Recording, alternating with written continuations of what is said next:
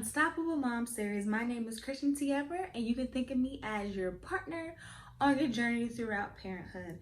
My goal is to give you all the tools that you need to be unstoppable physically, mentally, and spiritually as you grow as a parent and as a person. So, without further delay, let's get into today's video. We're talking about pregnancy hacks, part 3. Our first hack is the pregnancy support belt. I love this one just because it was a lifesaver in my third trimester. It does exactly what it says in the title. It supports you. During your third trimester, your pelvic floor is going to be weakening, growing muscles, pretty much everything down there is going to be sore. And what this does is basically helps you, supports you basically, and holding everything up for you and kind of giving you that added support as you near the end of your pregnancy. Our next hack is the oil diffuser or humidifier. Now, I already happen to own an oil diffuser to put my essential oils in, and this definitely came through, especially in my third trimester. Basically, you can put some lavender in there to help you sleep at night if you're having any issues with that, or lemongrass to help you wake up. You know, just any essential oil that you want to put in your humidifier. The oil diffuser. But if you want to use a humidifier, that also helps too with basically helping you breathe better because you're going to have a hard time breathing, especially towards the end when baby's crowding everything. This definitely came through for me towards the end of my pregnancy. Our next pregnancy hack is the heating pad. Now, while most women already know about a heating pad, I felt it had to be mentioned anyway just because it's so useful. Now, during your third trimester, you're definitely going to be going through a lot of pain, as I mentioned before, especially with back pain and everything like that. So I definitely would recommend getting a heating pad towards the end of your second trimester, just whenever you start to feel that back pain, because this is going to come through, I promise. There's so much that can be said about our fourth hack, but raspberry tea is the bomb.com. Basically, what raspberry tea does is help your uterus get prepared to give birth and go into labor. While some people do feel that raspberry tea actually causes you to go into labor, there's no real science on that. But it's recommended that you start drinking raspberry tea at 32 weeks onward instead of waiting till last minute. That way you're not basically putting too much on your body towards the end. Another great hack is a stability ball.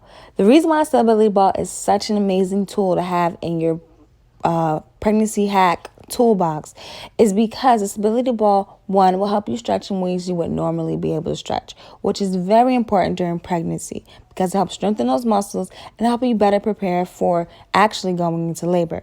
Another great thing about stability ball is it helps with flexibility, which again is great for when you go into labor. And lastly, just simply bouncing on a stability ball will help a lot as far as moving things along when you get closer to going into labor and help encouraging baby to kind of get the job done. This next hack is super simple, walking. Towards the end of your pregnancy, if you're like most people, you're going to be trying to do anything in the world to induce labor. That's safe, of course. Walking is one of those safe things that you can do to help induce labor. Because one, it helps engage the baby, helps prepare your body, and just helps basically overall get things moving along. And it's super simple. So there's so many benefits of walking besides just helping you go into labor. So of course I had to include this hack.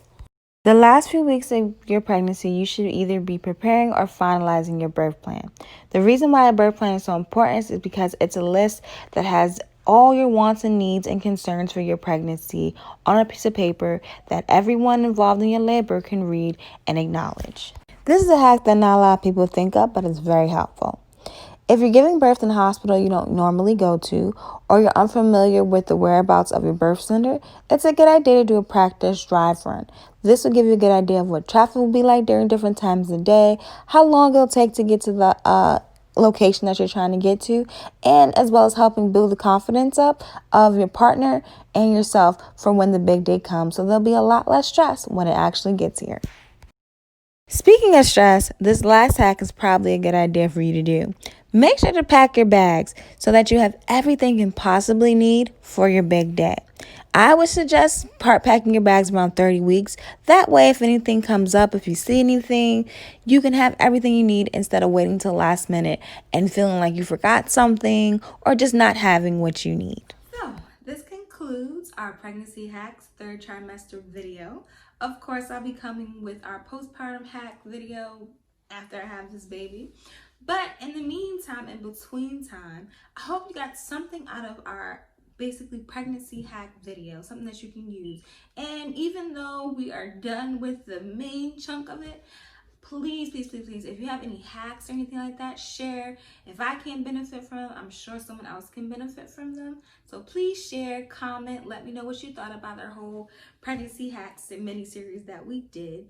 But in the meantime, don't forget to like, subscribe, and share. And don't forget to hit the notification bell so that you never miss when the Unstoppable Mom movement is on the move. Until next time, stay blessed. Love you. See you guys next time.